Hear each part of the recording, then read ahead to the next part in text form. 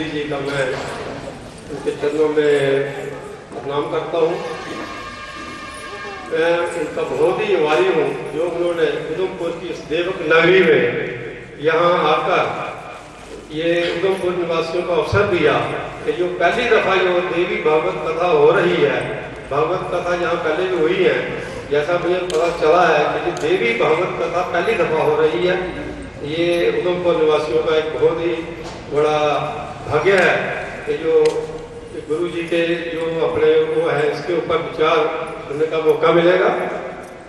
मैं सनातन धर्म सभा उधमपुर, शिव शक्ति कीर्तन व जागरण मंडल उधमपुर, आदि शक्ति सेवा संस्थान का जो इन्होंने जो इसका जो आयोजन किया है, ये मुझे लगता है अच्छा सफल रहा है। मैं इसके लिए सभी बहनों भाइयों को, माताओं को बहुत ही धन्यवाद देता हूँ जो उन्होंने इस कार्यक्रम को जो शुरू करने में इतना सहयोग दिया।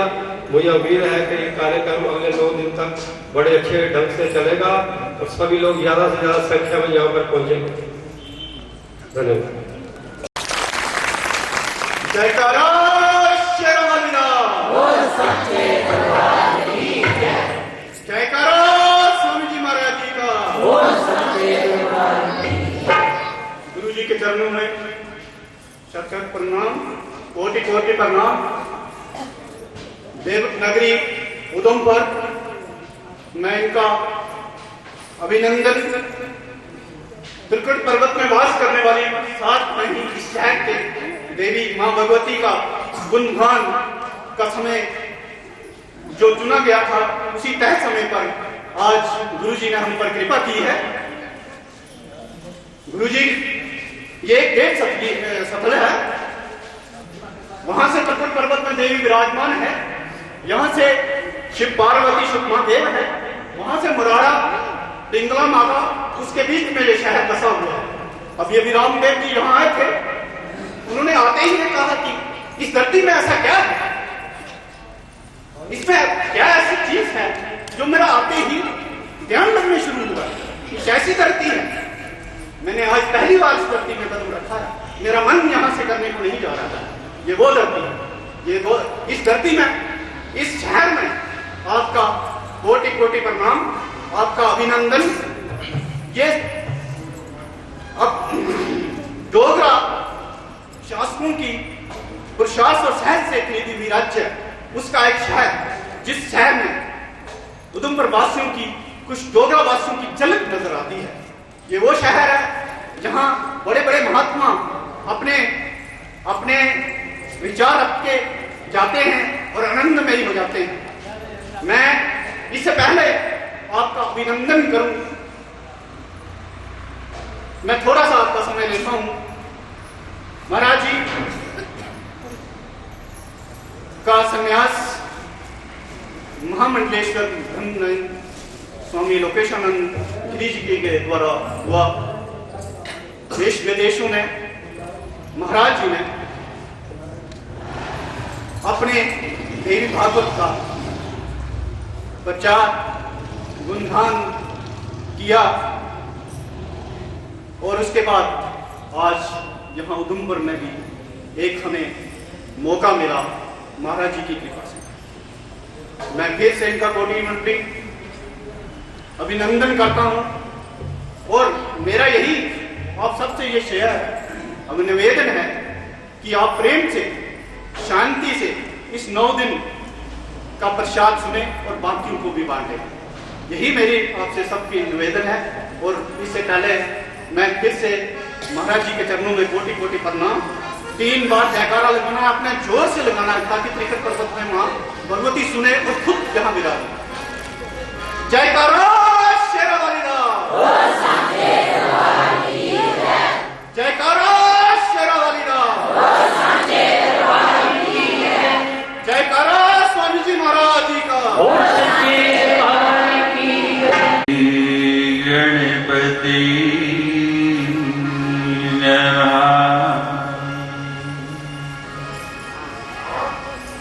श्री सरस्वती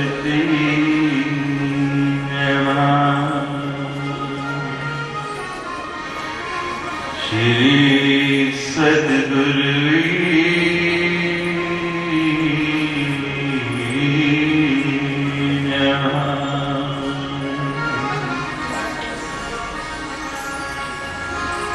शंकरं शंकराचार्यं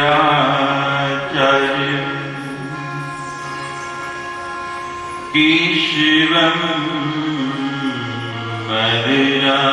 मदनायणं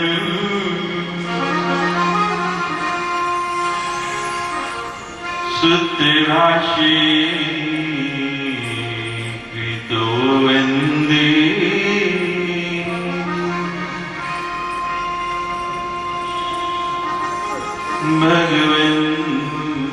भगवन्तो पुनः पुनः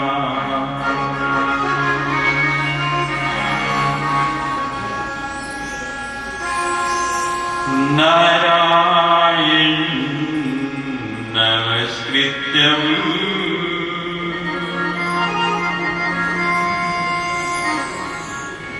नरं चैव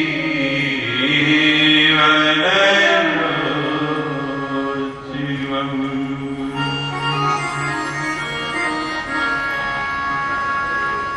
देवी सरस्वती व्यासं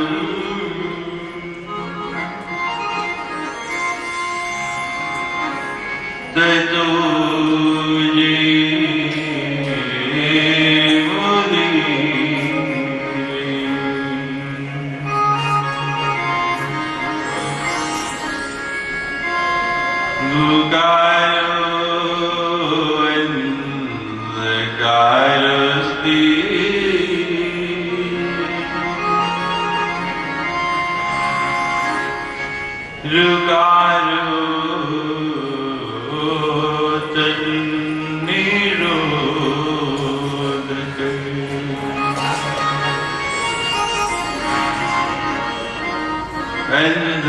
अंधकार विनिशिता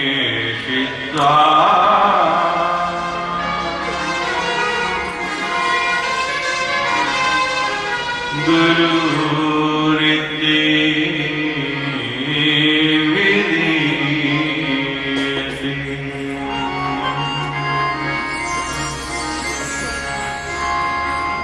सर्वमंगल मांगल्ये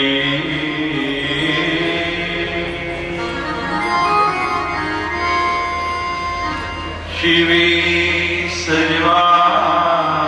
सर्वार्थ साधिके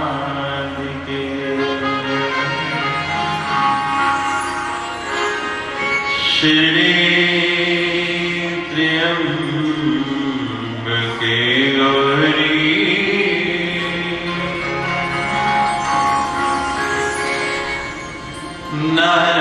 नारायणी नमोस्तुते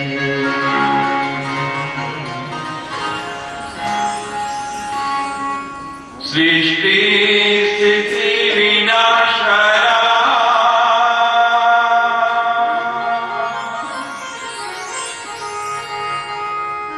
शक्तिभूते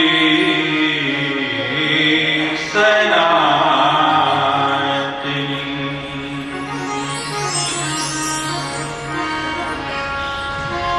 गुणाश्री गुणिवे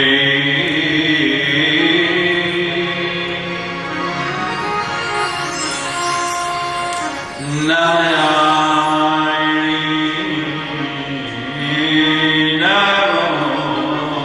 नमोस्तुते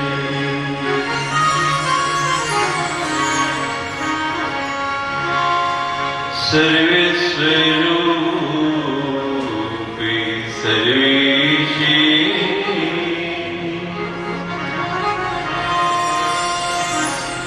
सर्वशक्ति समन्विते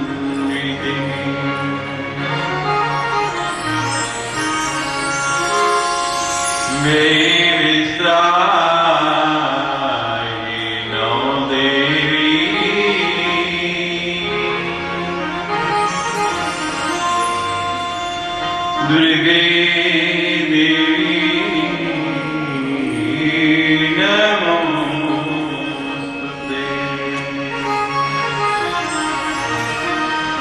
सच्चे दरबार की सच्चा जुदाई माता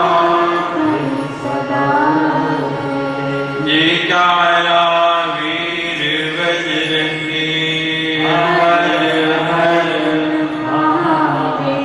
नवकार दीपते हर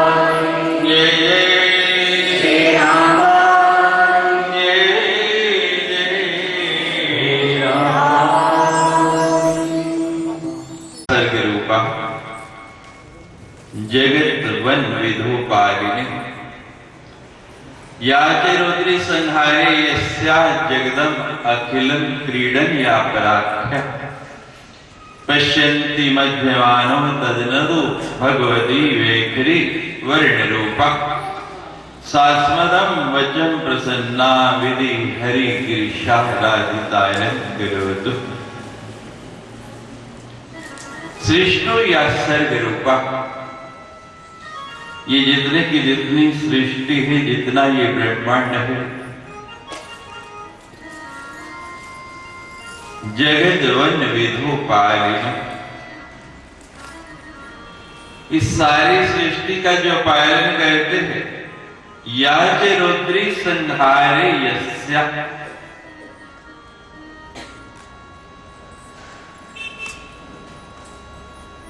और जो रुद्र रूप धारण करके इसका संहार कर देती है, वो कौन है? कभी आपने जाना, इसको जानने का प्रयास किया, कभी समझने का प्रयास किया? ये पूरे का पूरा ब्रह्मांड है, इसकी रचना किसने की?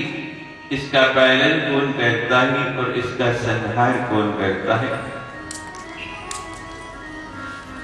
जगदम अखिलम क्रीडन या पराख्या, ये सारे का सारा ब्रह्मांड जो है, जिसकी क्रीड़ा स्थली है, खेलने का मैदान है,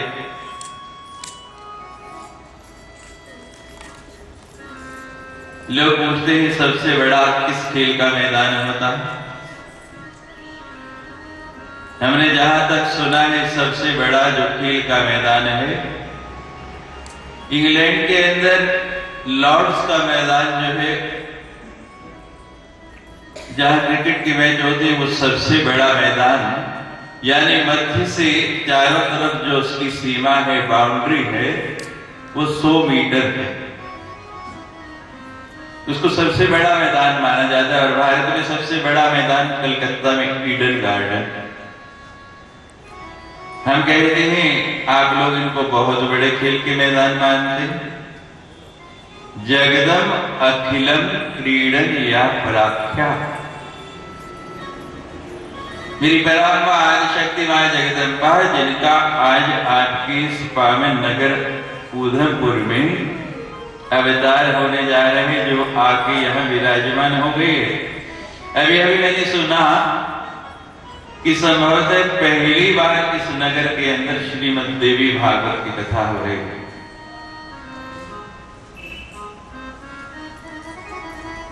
वो देवी कौन है? 9 दिन में हम यही आपको बताएंगे। जगदम अखिलम क्रीडन या पराख्या, उस देवी के खेल का मैदान कितना है? ये पूरे का पूरा जितना संसार है, इस पूरे संसार में ही वो खेलती है। और किससे खेलती है?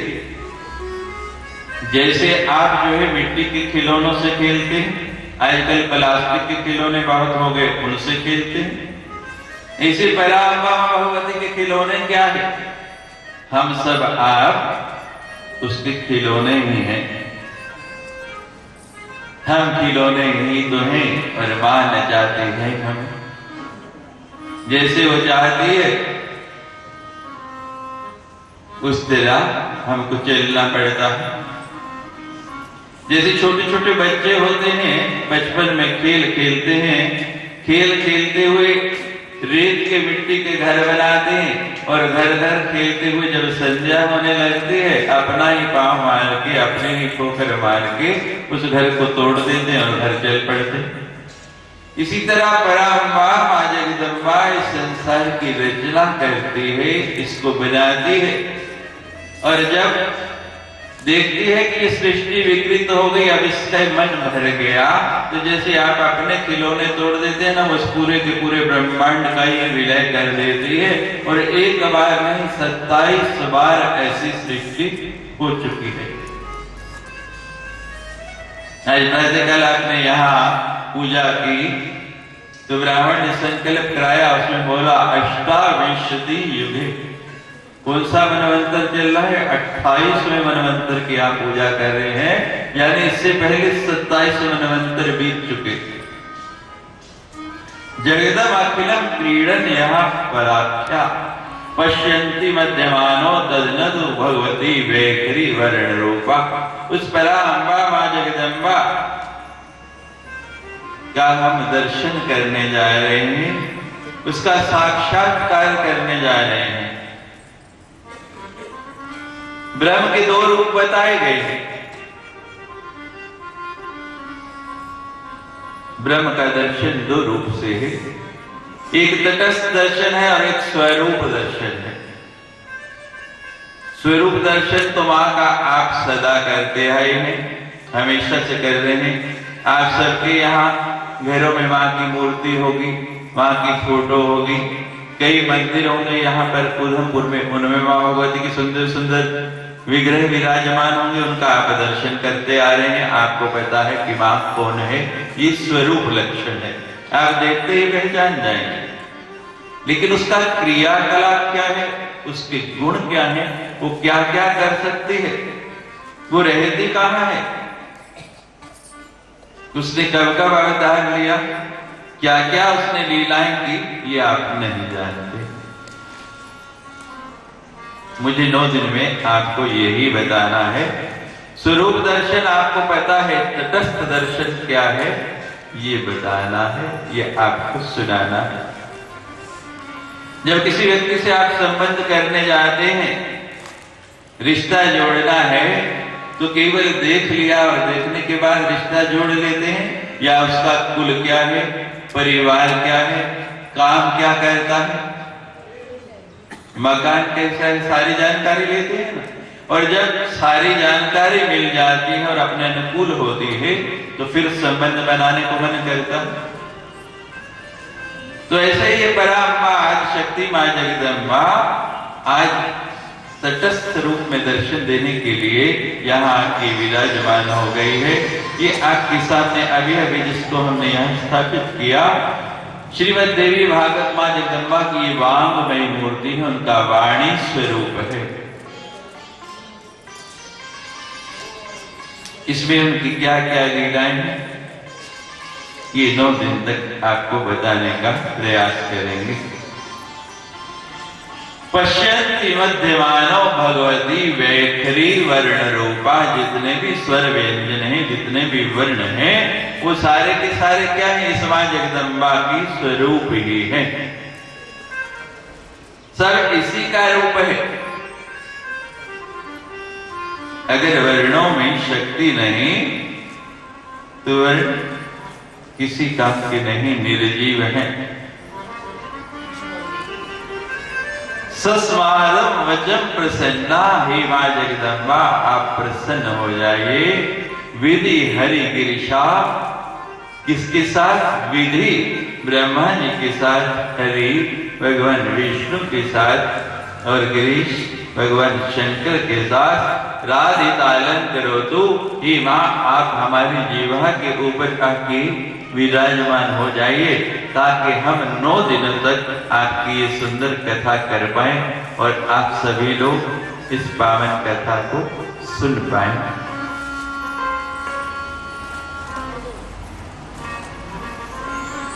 बड़ा ही सुंदर अवसर मिला है। श्री आनंद खजूरिया जी के सौजन्य से ये बड़ा ही सुंदर कक्ष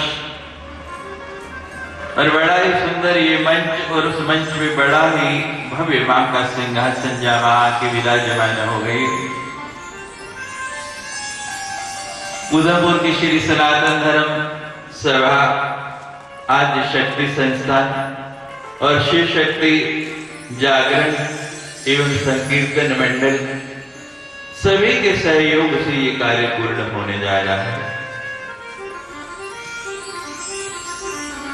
ऐसे दिव्य कार्य किसी एक व्यक्ति के लिए करना संभव नहीं होता, लेकिन यहाँ लिखा है संघे शक्ति कलो युग।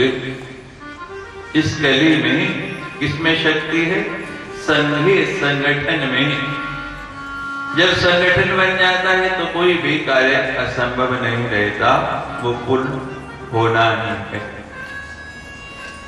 कली में सर्वत्र शक्ति की महिमा है। आपके पास में मां का बड़ा सुंदर पावन तीर्थ तिगदा पर्वत पे भी वैष्णो देवी के रूप में, जहां मां भगवती साक्षात पिंडी रूप में उस सुंदर गुफा के अंदर निवास करती है। आयोजकों से मेरी भी आगे भूख प्यास सताए,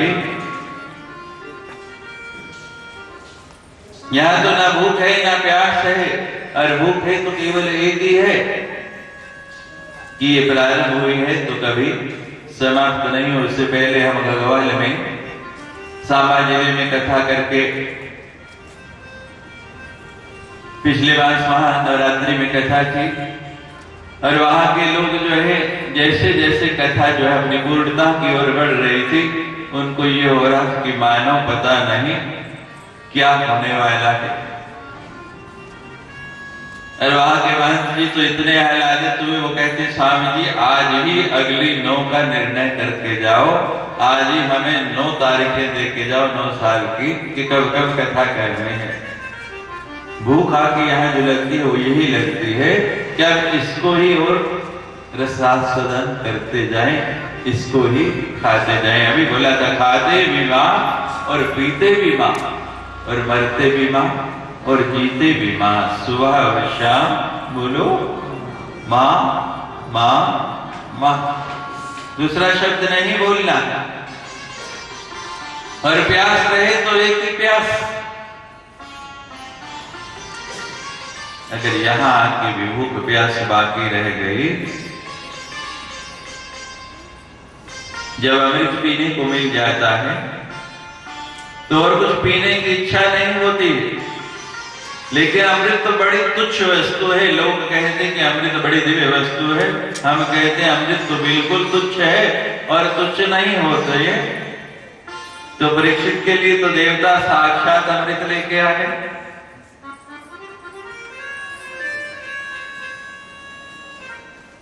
और परीक्षित ने क्या जवाब दिया? का सुधा का कथा, इस कथा के सामने ये अमृत क्या है? मुझे ये अमृत नहीं चाहिए महाराज, जो अमृत मुझे मिलने वाला है वो आपके अमृत से कई गुना अच्छा है।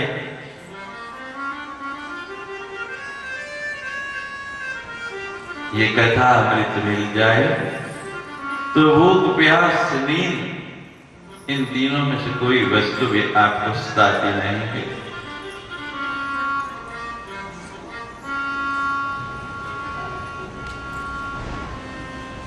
तो आपके निकट में मां पराम्बा का बड़ा ही पावन स्थान वैष्णो देवी के नाम से जो पूरे विश्व में जाना जाता है। और आज संगठन का महत्व है, वोटिंग का जमाना है। जिस उम्मीदवार को ज्यादा वोटें मिलती हैं वो विजयी हो जाता है, जीत जाता है। भारत में जितने भी तीर्थ स्थान हैं, मेरी पराम्बा मां जगदम्बा के इस पावन द्वार पे हर साल जो सरकारी आंकड़े बताते हैं कि पिछले साल जनवरी से दिसंबर तक 80 लाख लोग वैष्णो देवी आए, और 80 लाख लोग आके अगर इस बात का अनुमोदन कर रहे हैं कि संस्कार में कोई शक्ति है तो केवल यही है। इस बात को स्वीकार करना पड़ेगा या नहीं? इस बात को मानना पड़ेगा। शक्ति की महिमा को आपको स्वीकार करना ही पड़ेगा। बहुत समय चला गया, भगवती की कृपा नहीं हुई। आज मां की कृपा हो गई, मां जगदम्बा यहाँ आ गई। निमित्त किसी को बैठना था, कथा तो होनी थी। मैं नहीं करता, कोई और करता, ये लोग नहीं करवाते, कोई और कराता। लेकिन मां की इच्छा हो गई थी कि अब मुझे उधमपुर में जाना है, और उधमपुर से तो मां का बड़ा ही पुराना संबंध है। उधमपुर किसका है? आप लोगों का। आप उधमपुर में रहते हैं ना, उधमपुर वाले हैं, तो उधमपुर आपका है। लेकिन हमने तो यहाँ आते आते जब प्रवेश किया उधमपुर नगर में, तो हमने तो सुना कि यहाँ बहुत ही महत्वपूर्ण स्थान है और जिसकी पवित्रता सबसे अधिक मानी जाती है। और जब इस कथा का कार्यक्रम बना तो उस समय में निर्णय यही हुआ कि आज जो शोभा यात्रा सनातन धर्म सभा के यहाँ से निकली वो देविका नदी से निकलनी थी। ऐसा ही कार्यक्रम था। कहां से? देविका नदी से। क्योंकि देविका नदी को हमने सुना है यहाँ सबसे परम पवित्र और सबसे अधिक पुण्य सलीला मानते हैं। ऐसा ही कोई भी शुभ कार्य करना होता है तो कहते हैं देविका के बिना वो पूर्ण नहीं होता। तो उधमपुर किसका हुआ? देवी का। आपका तो नहीं, किसका है उधमपुर? देवी का। उधमपुर देवी का। और मुझे बड़ी हैरानगी हो रही कि आज तक देवी की कथा नहीं हुई। देवी का उधमपुर और आज तक देवी की कथा नहीं हुई। देखो कितना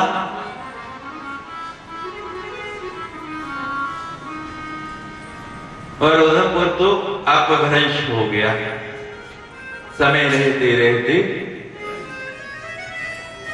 शब्द बदल जाते हैं। जहां जहां की जो स्थानीय भाषा होती है, लोकल लैंग्वेज होती है, उससे उसके उच्चारण में बदलाव आ जाता है। इसका नाम तो उद्यम था।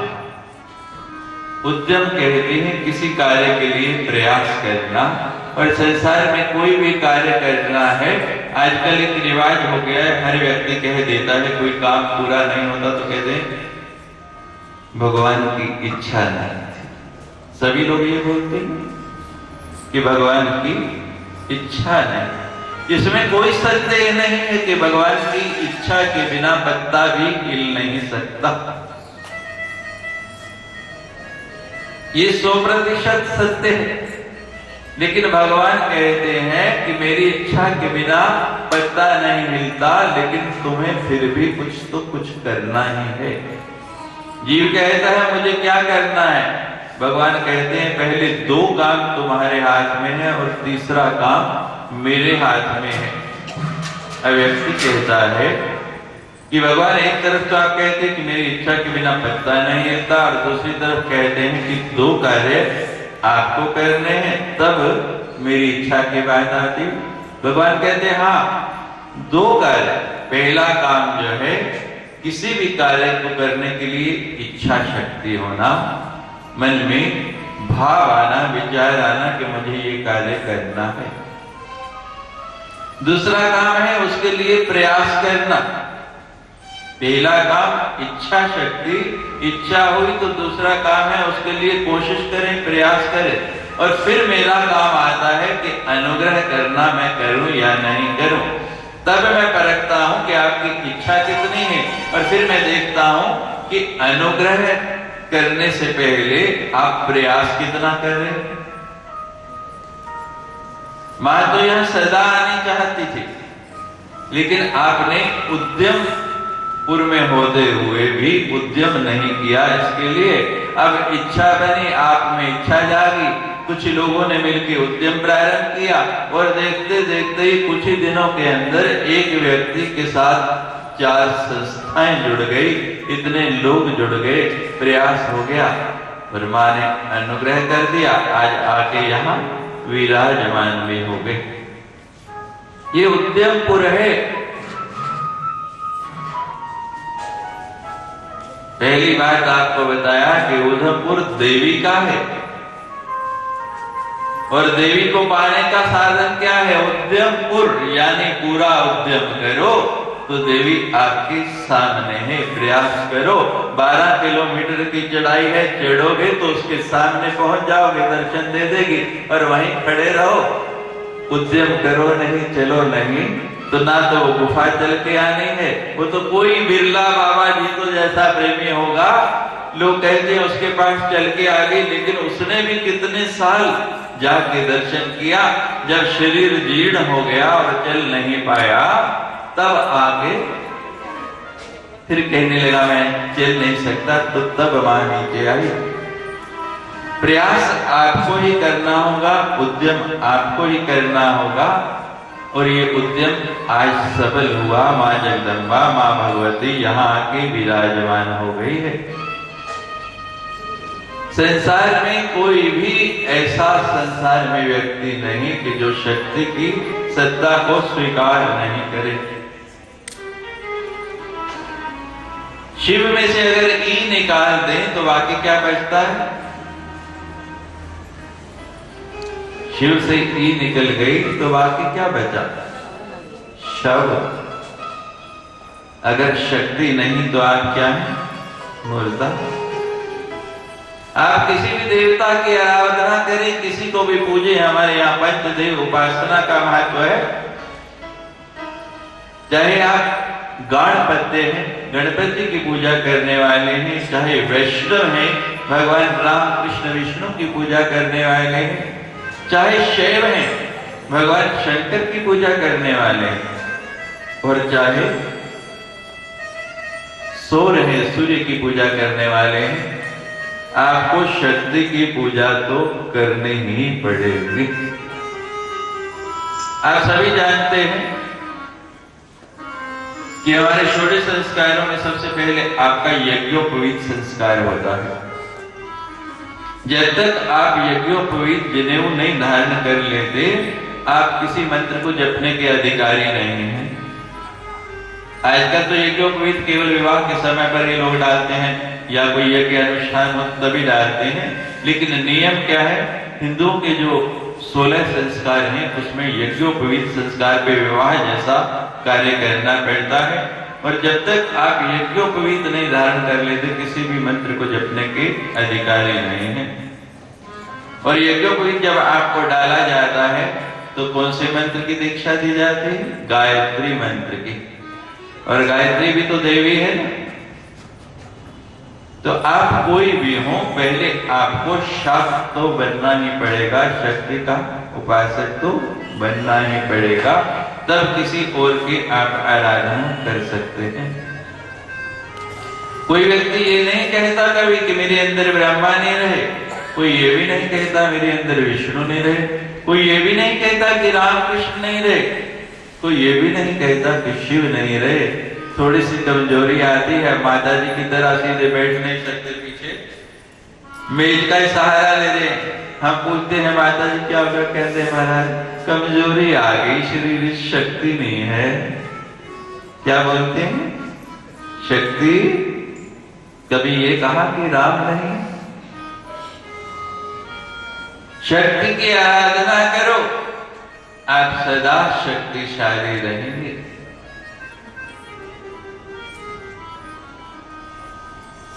वृंदावन में जाए तो कोई कृष्ण का नाम पुकारता है, क्या बोलते हैं? राधे राधे। और राधा कौन है? वो भी तो शक्ति। कृष्ण तो काला था, उसको कौन पूछता था? कोई नहीं चाहता था, पहले लग गया श्री। श्री लगने से क्या बन गए? श्री कृष्ण। आप अपने नाम से पहले क्या लगाते हैं? श्रीमान। और देवियां श्रीमती। आपका मान किससे है? उस श्री से। और आपकी मति, आपकी बुद्धि किससे है? श्री से। और श्री कौन है? यही जगदम्बा। श्री सूक्त में 16 श्लोकों में इसका बड़ा सुंदर महत्व आया है। जब शक्ति आपके साथ है तभी आपकी पूजा होगी, तभी लोग आपको सम्मान देंगे, तभी आप श्रीमान बनेंगे। और जब शक्ति है तभी आपकी मति, आपकी बुद्धि शुद्ध होगी, आप श्रीमती बनेंगी, उसके बिना नहीं बन सकते।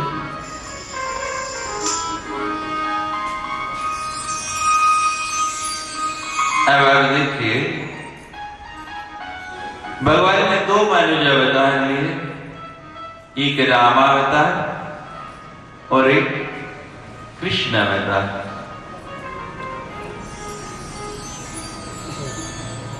अभी चर्चा चल रही थी हमारे आते हुए कि भगवान ने दोनों अपराधों में अपना विराट रूप दिखाया है। रामावतार आएगा तो आप सुनेंगे कि कौशल्या को दर्शन दिया भगवान ने जन्म लेते। चतुर्भुज रूप में भगवान ने दर्शन दिया, अपना विराट स्वरूप दिखाया।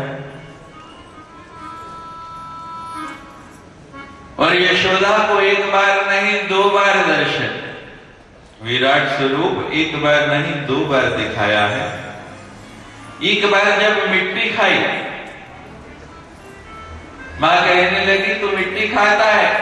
भगवान कहते हैं बाहर भी मिट्टी अंदर भी मिट्टी। मां मुंह खोल के दिखा दिया कि ये पूरा ब्रह्मांड ही मेरे मुख में है। और दूसरी बार एक बार भगवान मस्ती में आ गए, लाला मस्ती में आ गए, दूध पिए जाते हैं और स्तन छोड़ते नहीं। यशोदा को चिंता हुई, इतना दूध पिए जाता है अपच हो जाएगा, पेट खराब हो जाएगा।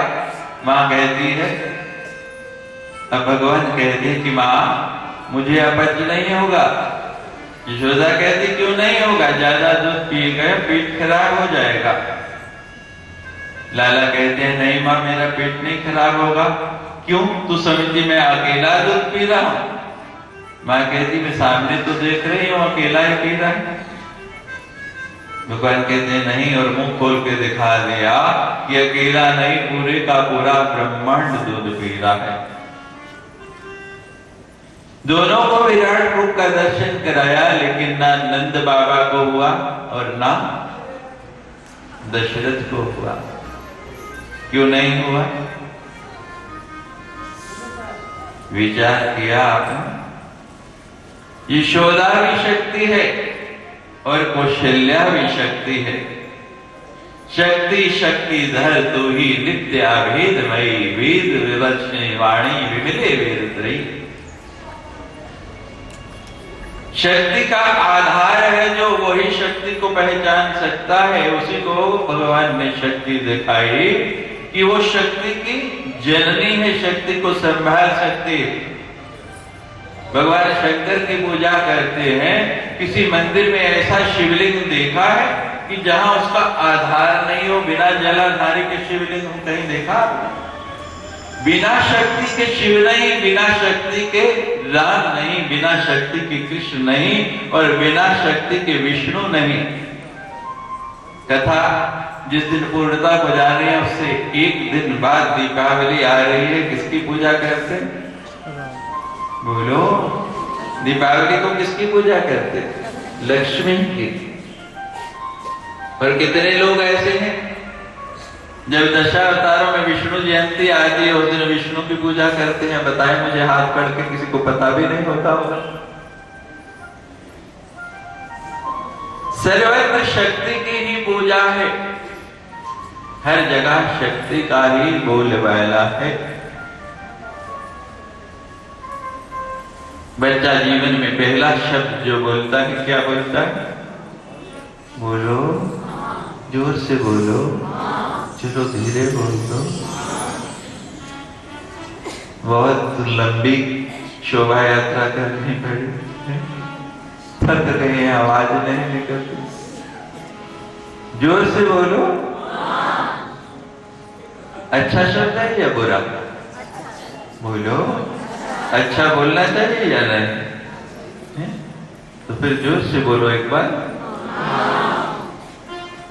मां, पहला शब्द बोलता है बच्चा मां, और जो बोली बोलता है उसको क्या कहते हैं? मातृभाषा, मदर टंग। पितृभाषा तो नहीं कहते ना, क्या बोलते हैं? मातृभाषा। जिस देश में जन्म लेता है, जिस स्थान पे जन्म लेता है, मातृभूमि। मकान तो मां के नाम नहीं है, पिता के नाम है। किसके नाम है?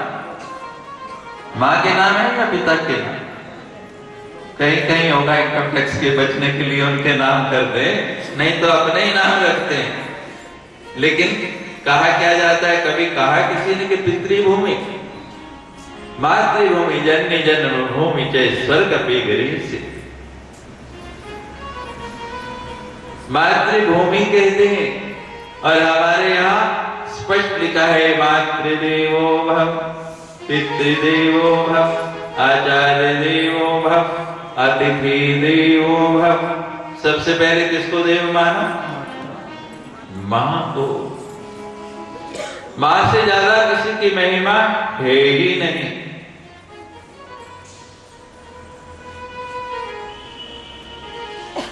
अच्छा चलो ये बताओ, आपको बोलना कौन सिखाता है? मां।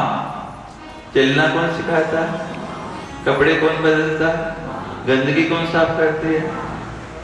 सब कुछ मां करती है और फिर भी हम स्वीकार नहीं करें। इतने समय बाद मां की कृपा हुई, ये 9 दिन ऐसे बीत जाने हैं पता भी नहीं लगना। ये बड़ा ही सुंदर अवसर मिला है आपको। इन 9 दिनों में मां की आराधना कर लो। 9 का बड़ा महत्व है। बच्चा गर्भ में कितने समय रहता है? 9 महीने। पक्का? ग्रह कितने? 9। नवरात्रि अभी गई है, नवरात्रि कितने? 9। सब कुछ ही 9 है। अभी आपने विजयदशमी दशहरा मनाया, कितने दिन राम रावण युद्ध चला? 9 दिन। 10वें दिन विजयदशमी मनाने। महाभारत का युद्ध कितने दिन चला? 18 दिन। 8वें यहां भी 9। सर्वत्र 9 ही 9 है। हर जगह 9 की ही महिमा है। नवविधा है ये शक्ति। बड़े सुंदर ये 9 दिन मिले हैं आपको। नवाह यज्ञ होने जा रहा है। इसमें देवी की आराधना कर लो, आपका जीवन सफल हो जाएगा। आओ पराम्बा मां जगदम्बा की स्तुति करें और स्तुति करके इस कथा में प्रवेश करें। पहले दिन नियम है महात्म सुनाने का कि ये पुराण क्यों सुना जाए। तो पहले दिन महात्म प्रारंभ करेंगे, लेकिन पहले मां की वंदना करके उनसे आज्ञा लें और फिर कथा प्रारंभ करें। जय जय जय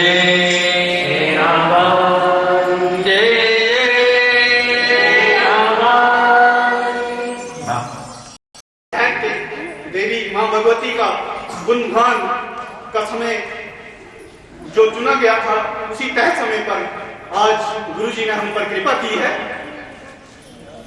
गुरुजी ये डेट सफल है। वहां से प्रकट पर्वत में देवी विराजमान है, यहां से शिव पार्वती शिव महादेव है, वहां से मुराड़ा पिंगला माता, उसके बीच में ये शहर बसा हुआ है। अब ये भी रामदेव जी यहाँ आए थे, उन्होंने आते ही ने कहा कि इस धरती में ऐसा क्या है, इसमें क्या ऐसी चीज है जो मेरा आते ही ध्यान लगने शुरू हुआ। कुछ ऐसी धरती है, मैंने आज पहली बार इस धरती में कदम रखा है, मेरा मन यहां से करने को नहीं जा रहा था। ये वो धरती है, ये वो इस धरती में, इस शहर में आपका कोटि कोटि प्रणाम, आपका अभिनंदन। ये अब डोगरा शासकों की पुरुषार्थ और सहज से खरीदी हुई राज्य, उसका एक शहर, जिस शहर में उधमपुर वासियों की, कुछ डोगरा वासियों की झलक नजर आती है। ये वो शहर है जहां बड़े बड़े महात्मा अपने अपने विचार रख के जाते हैं और आनंदमयी हो जाते हैं। मैं इससे पहले आपका अभिनंदन करूं, मैं थोड़ा सा आपका समय लेता हूं। महाराज जी का संन्यास महामंडलेश्वर धन स्वामी लोकेशानंद गिरी जी के द्वारा हुआ। देश विदेशों में महाराज जी ने अपने देवी भागवत का प्रचार गुणगान किया और उसके बाद आज यहाँ उधमपुर में भी एक हमें मौका मिला महाराज जी की कृपा से। मैं फिर से इनका कोटि मंत्री अभिनंदन करता हूं और मेरा यही आप सबसे ये शेयर अब निवेदन है कि आप प्रेम से, शांति से इस 9 दिन का प्रसाद सुने और बाकियों को भी बांटे। यही मेरी आपसे सबकी निवेदन है। और इससे पहले मैं फिर से महाराज जी के चरणों में कोटि कोटि प्रणाम। 3 बार जयकारा लगाना है, अपने जोर से लगाना है ताकि त्रिकट पर्वत में मां भगवती सुने और खुद यहाँ मिला दे। जयकारा शेरावाली दा, जयकारा शेरावाली दा, जयकारा स्वामी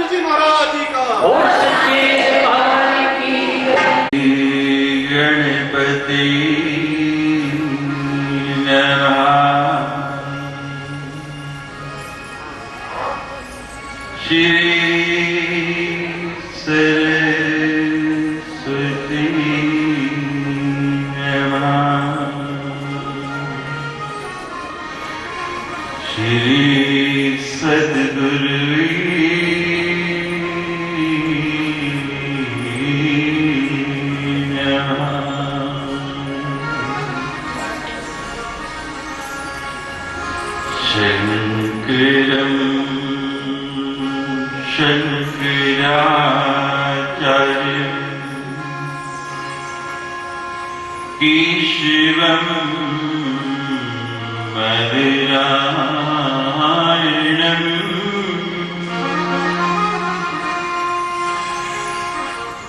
सुत्रभाषी कृतो वन्दे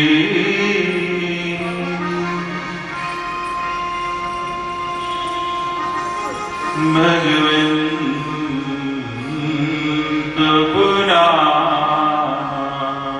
पुनः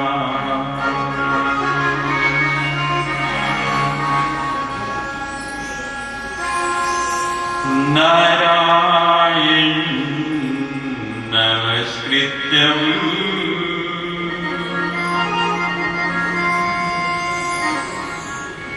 नरं चैव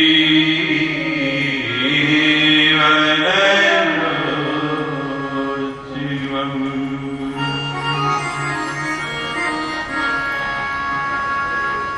देवी सरस्वती व्यासं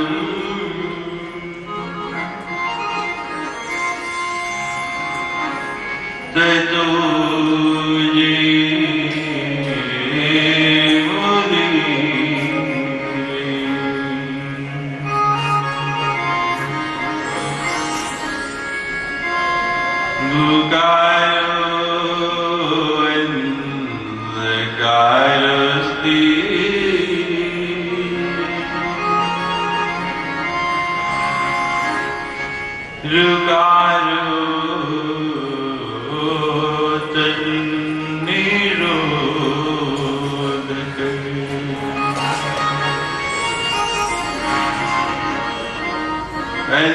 अंधकार विनिशित्वा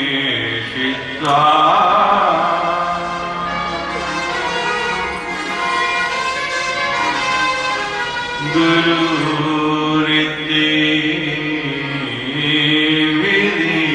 विधीयते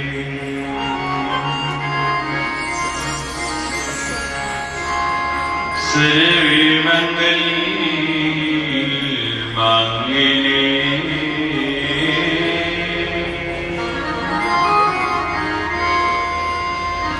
शिवे सर्वार्थ साधिके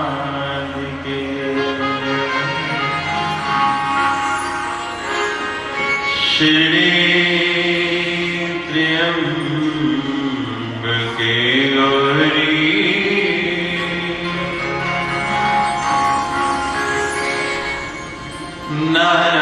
नारायणी नमोस्तुते।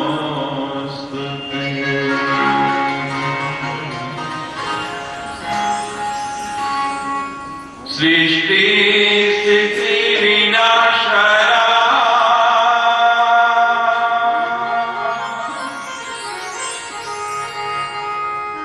शक्तिभूते सनातनी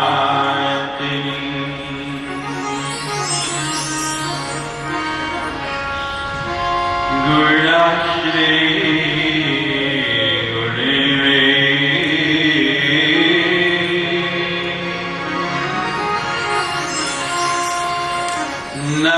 नारायणी नमोस्तुते।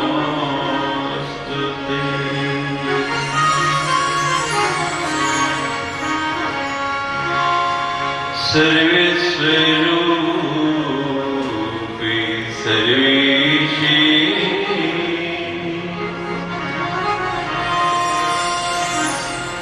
सर्वशक्ति समन्विते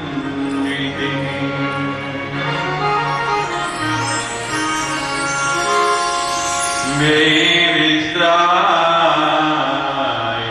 नो देवी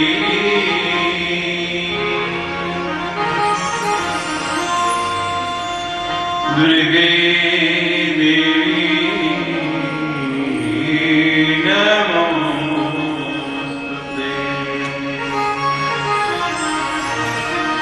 सच्ची दरबार की सच्चा योद्धा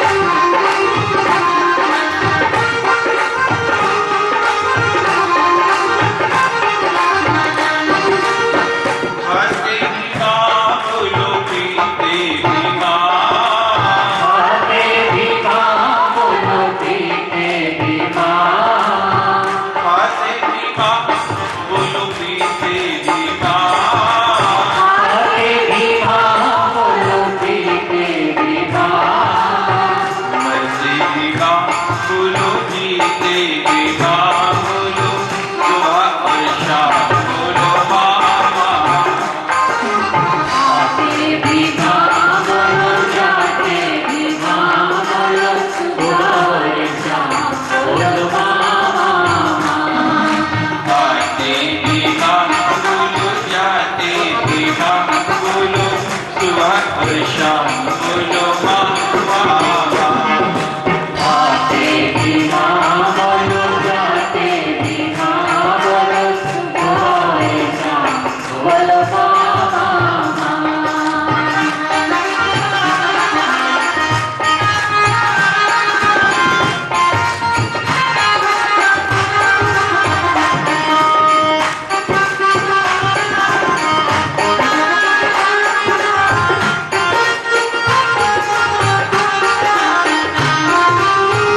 सोते भी माँ बोलो, जगते भी माँ। सोते भी माँ बोलो, जगते भी माँ। सोते भी माँ बोलो, जगते भी माँ।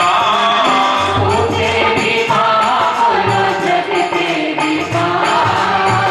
रोते भी माँ बोलो, हंसते भी माँ बोलो, सुबह और शाम बोलो माँ माँ।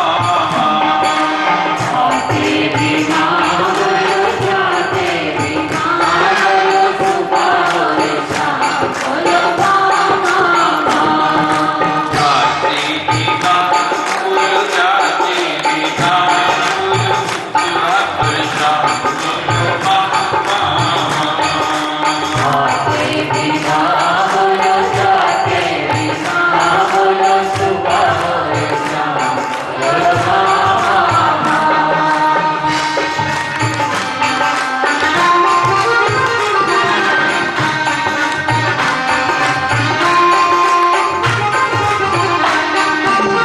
होठों पे माँ मेरी सांसों में माँ। होठों पे माँ मेरी सांसों में माँ। होठों पे माँ मेरी सांसों में माँ। होठों पे माँ मेरी सांसों में माँ। नैनों में माँ मेरे हृदय में माँ बोलो, सुबह और शाम बोलो माँ माँ। आते भी माँ बोलो, जाते भी माँ बोलो, सुबह और शाम बोलो माँ माँ। आती भी माँ बोलो, जाती भी माँ बोलो, सुबह और शाम बोलो माँ माँ। आते भी माँ बोलो, जाते भी माँ बोलो, सुबह और शाम बोलो माँ माँ। बोलो सुबह और शाम बोलो माँ माँ। बोलो सुबह और शाम बोलो माँ माँ। बोलो माँ माँ। बोलो माँ माँ। बोलो माँ माँ। बोलो माँ माँ। माँ माँ। बोलो माँ माँ। जय जय श्री राम, जय जय श्री राम, जय श्री जय। राम। सर्ग रूपा जगत वन विधो पालिने, या च रुद्री संहारे यस्या जगदम अखिलम क्रीडन या पराख्य। पश्यन्ति मध्यमानो तदनदु भगवती वेखरी वर्ण रूपा। सास्मदं वचम प्रसन्ना विधि हरि गिरिशाराधितायं करोतु। सृष्टो या सर्ग रूपा, ये जितने की जितनी सृष्टि है, जितना ये ब्रह्मांड है, जगत वन विधो पालिन, इस सारी सृष्टि का जो पालन करते हैं, या च रुद्री संहारे यस्या,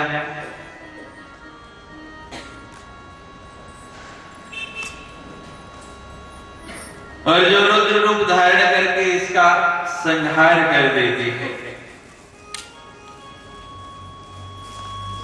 वो कौन है? कभी आपने जाना, इसको जानने का प्रयास किया, कभी समझने का प्रयास किया? ये पूरे का पूरा ब्रह्मांड है, इसकी रचना किसने की?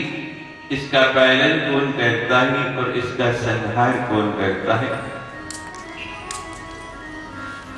जगदम अखिलम क्रीडन या पराख्या, ये सारे का सारा ब्रह्मांड जो है जिसकी क्रीड़ा स्थली है, खेलने का मैदान है।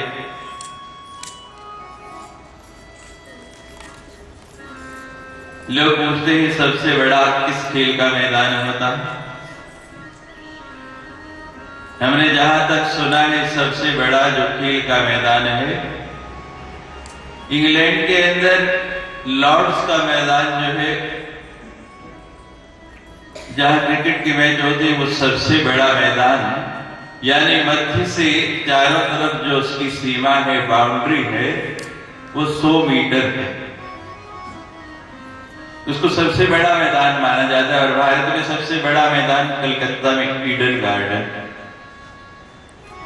हम कहते हैं, आप लोग इनको बहुत बड़े खेल के मैदान मानते हैं। जगदम अखिलम क्रीडन या पराख्या,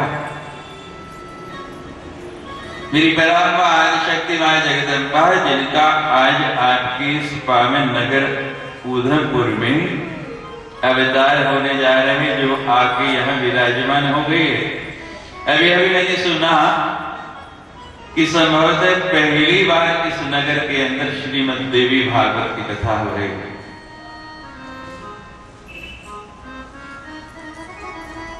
वो देवी कौन है? 9 दिन में हम यही आपको बताएंगे। जगदम अखिलम क्रीडन या पराख्या, उस देवी के खेल का मैदान कितना है? ये पूरे का पूरा जितना संसार है, इस पूरे संसार में ही वो खेलती है। और किससे खेलती है? जैसे आप जो है मिट्टी के खिलौनों से खेलते हैं, आजकल प्लास्टिक के खिलौने बहुत हो गए, उनसे खेलते हैं। ऐसे पराम्बा भगवती के खिलौने क्या है? हम सब आप उसके खिलौने ही हैं। हम खिलौने ही तो हैं और मां न चाहते हैं हमें। जैसे वो चाहती है उस तरह हमको चलना पड़ता है। जैसे छोटे छोटे बच्चे होते हैं, बचपन में खेल खेलते हैं, खेल खेलते हुए रेत के मिट्टी के घर बनाते हैं और घर घर खेलते हुए जब संध्या होने लगती है, अपना ही पांव मार के, अपने ही ठोकर मार के उस घर को तोड़ देते हैं और घर चल पड़ते हैं। इसी तरह पराम्बा मां जगदम्बा इस संसार की रचना करती है, इसको बनाती है। और जब देखती है कि ये सृष्टि विकृत हो गई, अब इसका मन भर गया, तो जैसे आप अपने खिलौने तोड़ देते हैं ना, उस पूरे के पूरे ब्रह्मांड का ही विलय कर देती है। और एक बार नहीं 27 बार ऐसी सृष्टि हो चुकी है। आज कल आपने यहाँ पूजा की तो ब्राह्मण ने संकल्प कराया, उसमें बोला अष्टाविंशति युगे। कौन सा मनवंतर चल रहा है? 28वें मनवंतर की आप पूजा कर रहे हैं, यानी इससे पहले 27 मनवंतर बीत चुके थे। जगदम अखिलम क्रीडन यहाँ पराख्या, पश्यंती मध्यमानो तदनदु भगवती वैखरी वर्ण रूपा। उस पराम्बा मां जगदम्बा का हम दर्शन करने जा रहे हैं, उसका साक्षात्कार करने जा रहे हैं। ब्रह्म के 2 रूप बताए गए हैं। ब्रह्म का दर्शन 2 रूप से है, एक तटस्थ दर्शन है और एक स्वरूप दर्शन है। स्वरूप दर्शन तो मां का आप सदा करते आए हैं, हमेशा से कर रहे हैं। आप सबके यहाँ घरों में मां की मूर्ति होगी, मां की फोटो होगी, कई मंदिर होंगे यहाँ पर उधमपुर में, उनमें मां भगवती की सुंदर सुंदर विग्रह विराजमान होंगे, उनका आप दर्शन करते आ रहे हैं। आपको पता है कि मां कौन है, ये स्वरूप लक्षण है, आप देखते ही पहचान जाएंगे।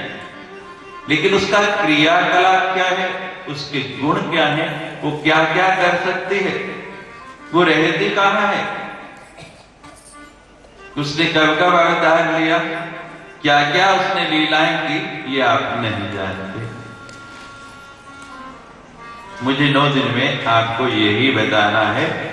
स्वरूप दर्शन आपको पता है, तटस्थ दर्शन क्या है ये बताना है, ये आपको सुनाना है।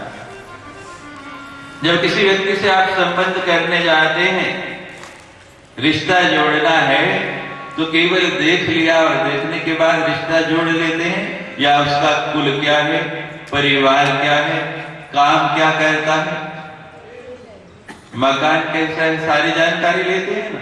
और जब सारी जानकारी मिल जाती है और अपने अनुकूल होती है, तो फिर संबंध बनाने को मन करता है। तो ऐसे ही पराम्मा आज शक्ति मां जगदम्बा आज तटस्थ रूप में दर्शन देने के लिए यहाँ आके विराजमान हो गई है। ये आपके सामने अभी अभी जिसको हमने यहाँ स्थापित किया, श्रीमद देवी भागवत मां जगदम्बा की वांगमयी मूर्ति है, उनका वाणी स्वरूप है। इसमें उनकी क्या क्या लीलाएं हैं, ये 9 दिन तक आपको बताने का प्रयास करेंगे। पश्यन्ति मध्यमानो भगवती वैखरी वर्ण रूपा, जितने भी स्वर व्यंजन हैं, जितने भी वर्ण हैं, वो सारे के सारे क्या है, इस मां जगदम्बा की स्वरूप ही है, सब इसी का रूप है। अगर वर्णों में शक्ति नहीं तो वर्ण किसी काम के नहीं, निर्जीव है। सस्मादम वचम प्रसन्ना, हे मां जगदम्बा आप प्रसन्न हो जाइए। विधि हरि गिरिशा, किसके साथ, विधि ब्रह्मा जी के साथ, हरि भगवान विष्णु के साथ, और गिरीश भगवान शंकर के साथ राधितालन करो तो, हे मां आप हमारी जीवा के ऊपर आके विराजमान हो जाइए, ताकि हम 9 दिनों तक आपकी ये सुंदर कथा कर पाए और आप सभी लोग इस पावन कथा को सुन पाए।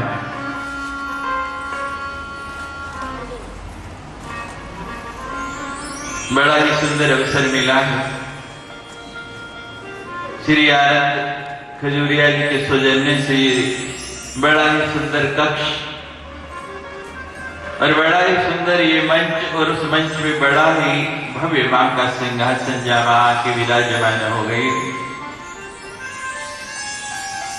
उदयपुर की श्री सनातन धर्म सभा आद्य शक्ति संस्थान और शिव शक्ति जागरण एवं संकीर्तन मंडल सभी के सहयोग से ये कार्य पूर्ण होने जा रहा है। ऐसे दिव्य कार्य किसी एक व्यक्ति के लिए करना संभव नहीं होता, लेकिन यहां लिखा है संघे शक्ति कलो युग। इस कली में किसमें शक्ति है, संघे संगठन में। जब संगठन बन जाता है तो कोई भी कार्य असंभव नहीं रहता, वो पूर्ण होना ही है। कली में सर्वत्र शक्ति की महिमा है। आपके पास में मां का बड़ा सुंदर पावन तीर्थ त्रिकुटा पर्वत पे वैष्णो देवी के रूप में, जहां मां भगवती साक्षात पिंडी रूप में उस सुंदर गुफा के अंदर निवास करती है। आयोजकों से मेरी भी आगे भूख प्यास सताए, यहां तो ना भूख है ना प्यास है, और भूख है तो केवल एक ही है कि ये प्रारंभ हुई है तो कभी समाप्त नहीं हो। उससे पहले हम भगवान में सामा जिले में कथा करके, पिछले मास वहां नवरात्रि में कथा की, और वहां के लोग जो है जैसे जैसे कथा जो है अपनी पूर्णता की ओर बढ़ रही थी, उनको ये हो रहा कि मानो पता नहीं क्या होने वाला है। और वहां के महंत जी तो इतने आह्लादित हुए, वो कहते स्वामी जी आज ही अगली 9 का निर्णय करके जाओ, आज ही हमें 9 तारीखें दे के जाओ 9 साल की, कि कब कब कथा करनी है। भूख आके यहाँ जो लगती है वो यही लगती है कि अब इसको ही और रसास्वादन करते जाएं, इसको ही खाते जाएं। अभी बोला था खाते भी माँ और पीते भी माँ और मरते भी माँ और जीते भी माँ, सुबह और शाम बोलो माँ माँ माँ, दूसरा शब्द नहीं बोलना। और प्यास रहे तो एक ही प्यास। अगर यहां आके भी भूख प्यास बाकी रह गई, जब अमृत पीने को मिल जाता है तो और कुछ पीने की इच्छा नहीं होती। लेकिन अमृत तो बड़ी तुच्छ वस्तु है। लोग कहते हैं कि अमृत बड़ी दिव्य वस्तु है, हम कहते हैं अमृत तो बिल्कुल तुच्छ है और तुच्छ नहीं होते है। तो परीक्षित के लिए तो देवता साक्षात अमृत लेके आ गए।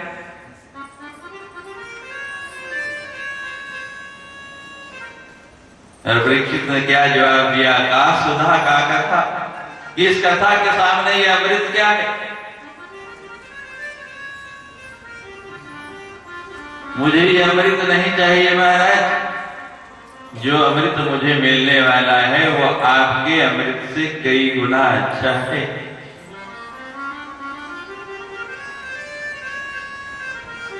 ये कथा अमृत मिल जाए तो भूख प्यास नींद इन तीनों में से कोई वस्तु भी आपको सताती नहीं है।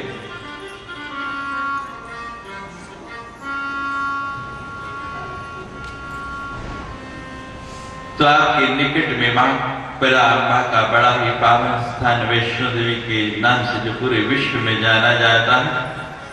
और आज संगठन का महत्व है, वोटिंग का जमाना है। जिस उम्मीदवार को ज्यादा वोटें मिलती हैं वो विजयी हो जाता है, जीत जाता है।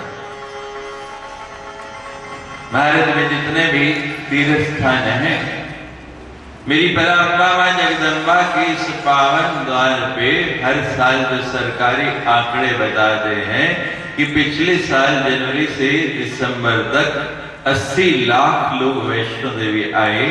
और 80 लाख लोग आके अगर इस बात का अनुमोदन कर रहे हैं कि संस्कार में कोई शक्ति है तो केवल यही है। इस बात को स्वीकार करना पड़ेगा या नहीं? इस बात को मानना पड़ेगा।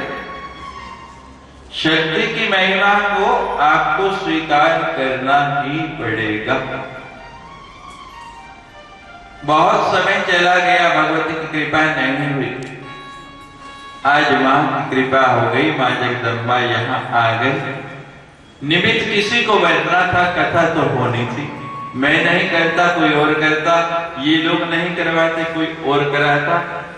लेकिन मां की इच्छा हो गई थी कि अब मुझे उधमपुर में जाना है। और उधमपुर से तो मां का बड़ा ही पुराना संबंध है। उधमपुर किसका है? आप लोगों का। आप उधमपुर में रहते हैं ना, उधमपुर वाले हैं, तो उधमपुर आपका है। लेकिन हमने तो यहाँ आते आते जब प्रवेश किया उधमपुर नगर में तो हमने तो सुना कि यहाँ बहुत ही महत्वपूर्ण स्थान है और जिसकी पवित्रता सबसे अधिक मानी जाती है। और जब इस कथा का कार्यक्रम बना तो उस समय में निर्णय यही हुआ कि आज जो शोभा यात्रा सनातन धर्म सभा के यहाँ से निकली वो देविका नदी से निकलनी थी। ऐसा ही कार्यक्रम था। कहां से? देविका नदी से।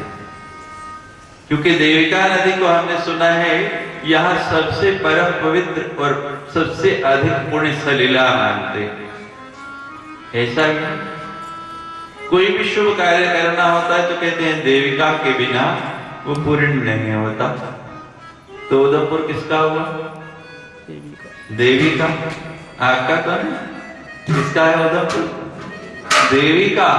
उधमपुर देवी का। और मुझे बड़ी हैरानगी हो रही कि आज तक देवी की कथा नहीं हुई। देवी का उधमपुर और आज तक देवी की कथा नहीं हुई। देखो कितना।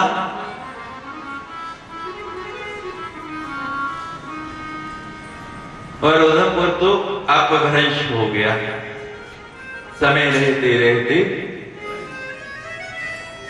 शब्द बदल जाते हैं।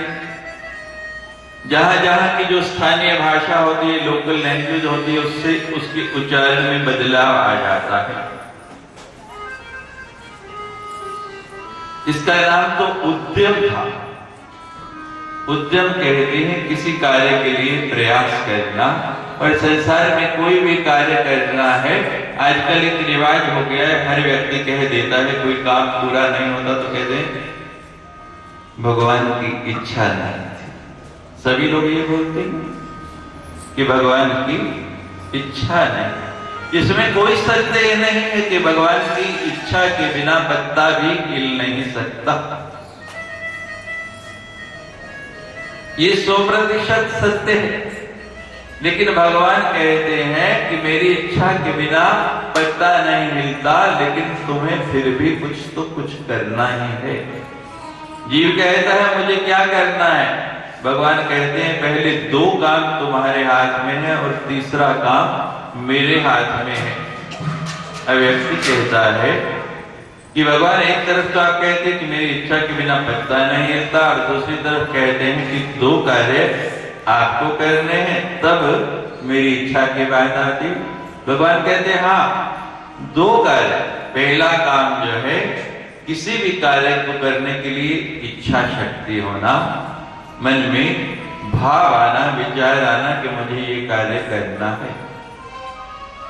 दूसरा काम है उसके लिए प्रयास करना।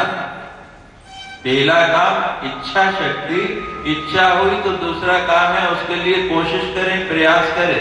और फिर मेरा काम आता है कि अनुग्रह करना मैं करूं या नहीं करूं। तब मैं परखता हूं कि आपकी इच्छा कितनी है, और फिर मैं देखता हूं कि अनुग्रह करने से पहले आप प्रयास कितना कर रहे हैं। मां तो यहां सदा आनी चाहती थी, लेकिन आपने उद्यमपुर में होते हुए भी उद्यम नहीं किया इसके लिए।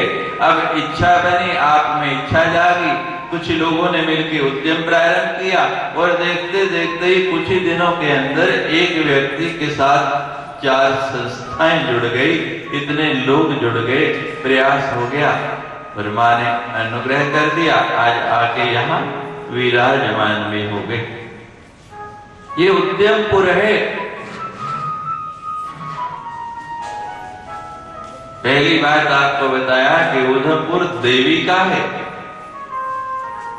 और देवी को पाने का साधन क्या है? उद्यमपुर, यानी पूरा उद्यम करो तो देवी आपके सामने है। प्रयास करो, 12 किलोमीटर की चढ़ाई है, चढ़ोगे तो उसके सामने पहुंच जाओगे, दर्शन दे देगी, और वहीं खड़े रहो। उद्यम करो नहीं, चलो नहीं, तो ना तो वो गुफा चल के आनी है, वो तो कोई बिरला बाबा जी तो जैसा प्रेमी होगा, लोग कहते हैं उसके पास चल के आ गई, लेकिन उसने भी कितने साल जाके दर्शन किया। जब शरीर जीर्ण हो गया और चल नहीं पाया, तब आके फिर कहने लगा मैं चल नहीं सकता, तो तब मां नीचे आई। प्रयास आपको ही करना होगा, उद्यम आपको ही करना होगा, और ये उद्यम आज सफल हुआ। मां जगदम्बा, मां भगवती यहाँ आके विराजमान हो गई है। संसार में कोई भी ऐसा संसार में व्यक्ति नहीं कि जो शक्ति की सत्ता को स्वीकार नहीं करे। शिव में से अगर ई निकाल दें तो बाकी क्या बचता है? शिव से ई निकल गई तो बाकी क्या बचा? शव। अगर शक्ति नहीं तो आप क्या है? मुर्दा। आप किसी भी देवता की आराधना करें, किसी को भी पूजे, हमारे यहाँ पंचदेव उपासना का महत्व है। चाहे आप गणपति हैं, गणपति की पूजा करने वाले हैं, चाहे वैष्णव हैं, भगवान राम कृष्ण विष्णु की पूजा करने वाले हैं, चाहे शैव हैं, भगवान शंकर की पूजा करने वाले हैं, और चाहे सूर्य है, सूर्य की पूजा करने वाले हैं, आपको शक्ति की पूजा तो करनी ही पड़ेगी। आप सभी जानते हैं